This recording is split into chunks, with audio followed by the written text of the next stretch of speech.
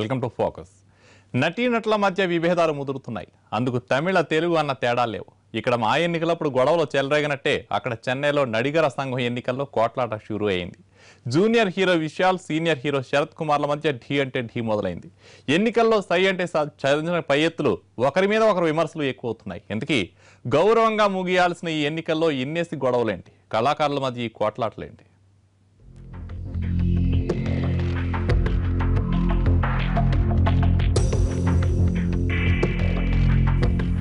18-10-2015 చెన్నైలోని నడిగర సంఘం ఎన్నికలు జరగనున్నాయి.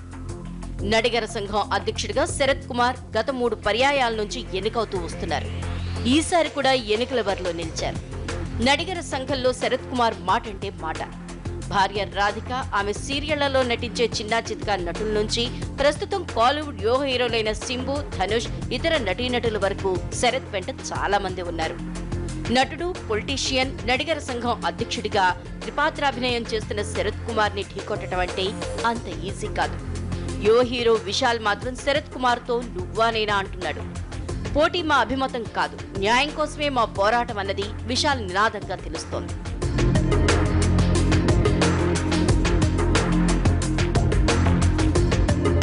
నాజర్ అధ్యక్షుడిగా, విశాల్ కార్యదర్శిగా, కార్తీ తదితర నటుల మద్దతుతో ఈ పోటీలో శరత్ కుమార్ ని ఢీకొట్టేందుకు సిద్ధమవుతోంది విశాల్ బృందం.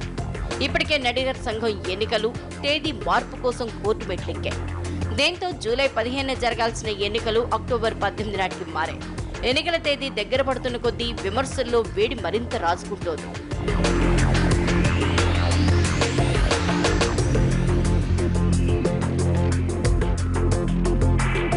యువకుల్ని పోటీకి దూరం పెడుతున్నారని, నడిగర సంఘం అధ్యక్షుడు అవినీతికి పాల్పడుతున్నారంటూ విశాల్ శరత్ కుమార్ పై విరుచుకుపడ్డాడు. దీంతో ఈ వివాదం ముదిరి పాకాన పడింది.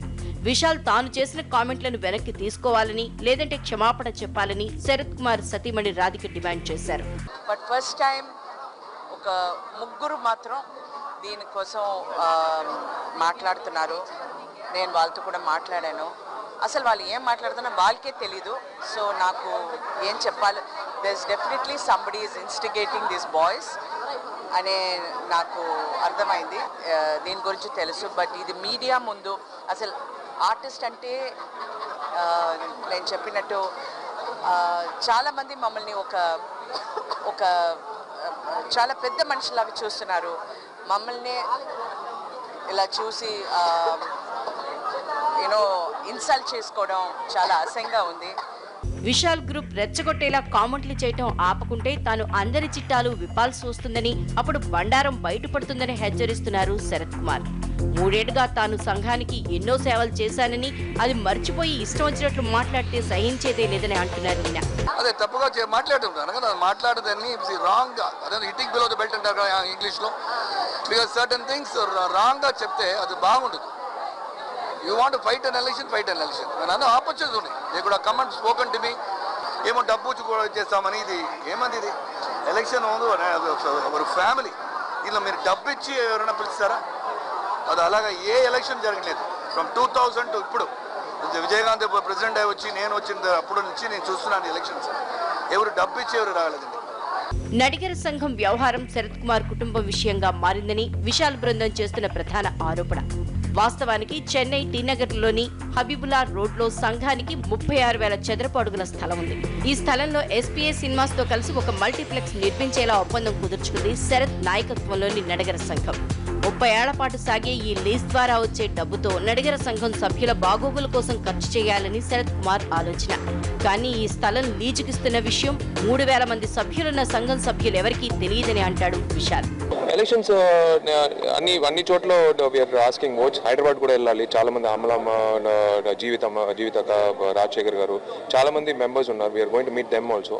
వచ్చే నెల నెక్స్ట్ మంత్ ఎలక్షన్ జరగబోతుంది. డెఫినెట్ గా అందరూ వచ్చి ఓట్ వేస్తే చాలా బాగుంటుంది. It's an election after 10 years. సో తప్పకుండా గెలుస్తామని నమ్మకం ఉంది. అంతేకాదు, గతంలో శివాజీ జ్ఞాపకార్థం ఒక మెమోరియల్ హాల్ కట్టడానికి స్థలం కేటాయించింది జయలలిత ప్రభుత్వం. ఈ స్థలంలో ఇప్పటి వరకు ఎలాంటి నిర్మాణం చేయలేదు. దీంతో చేసేది లేక ప్రభుత్వమే ఈ నిర్మాణం చేయడానికి ముందుకొస్తోంది.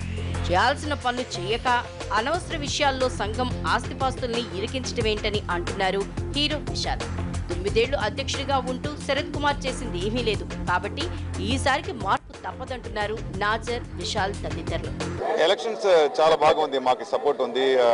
ఎందుకంటే ఒక చేంజ్ కావాలని అందరికీ మనసులో ఒక ఆదరణ ఉంది. సో ఇప్పుడు చాలా మంది యంగ్ హీరోస్ డైరెక్ట్గా వస్తున్నారు. So there is lot of support. First ఇప్పుడు ఆ ప్లేస్ లీగల్ ప్రాబ్లమ్స్లో ఉంది, దీన్ని బయటకు తీసుకురావాలి. తర్వాత మెంబర్స్ని ఎవరెవరికి హెల్ప్ కావాలో అదన్నీ ఫైనాన్షియల్గా, మెడికల్గా, ఎడ్యుకేషన్ వైస్ అదన్నీ మేము పూర్తి చేయాలి, అంతే. అధ్యక్షుడిగా చెన్నై సినీ రంగంలో పనిచేస్తున్న ప్రతి ఒక్కరి బాగోగులు చూశానని అంటున్నారు శరత్ కుమార్. తనపై ఇంత వ్యతిరేకత ఉందని తెలియదని, సంఘం వ్యవహారాలు ఇలా రోడ్డెక్కడం అంత మంచిది కాదని, మల్టీప్లెక్స్ కాంట్రాక్టు కుదుర్చుకుందే నడిగర సంఘం క్షేమం కోసమే అంటారు ఈయన. ఈ డబ్బుతో పేద కళాకారులకు మేలు చేయాలనేదే తమ అభిమతం అని చెప్తారు శరత్ కుమార్. విశాల్ మాత్రం శరత్ కుమార్ తో పోటీకి దిగాల్సిందే అంటున్నారు. ఎప్పుడూ ఒకరే అధికారం ఏంటనేది విశాల్ బృందం వాదనగా తెలుస్తోంది. రజనీ, కమల్, ఖుష్బు, వడివేల్ లాంటి సీనియర్ నటుల్ని కలుస్తున్నారు. హైదరాబాద్ వచ్చి నడిగర సంఘంలో ఓట్లున్న జీవిత, రాజశేఖర్, అమలా తదితరులను కలుస్తామంటున్నారు. ఇలా అందరి మద్దతు కూడగట్టుకుని ఈ ఎన్నికల్లో శరత్ కుమార్ ని అధ్యక్ష పదవి నుంచి దించడం ఖాయమంటోంది విశాల్ గ్రూప్.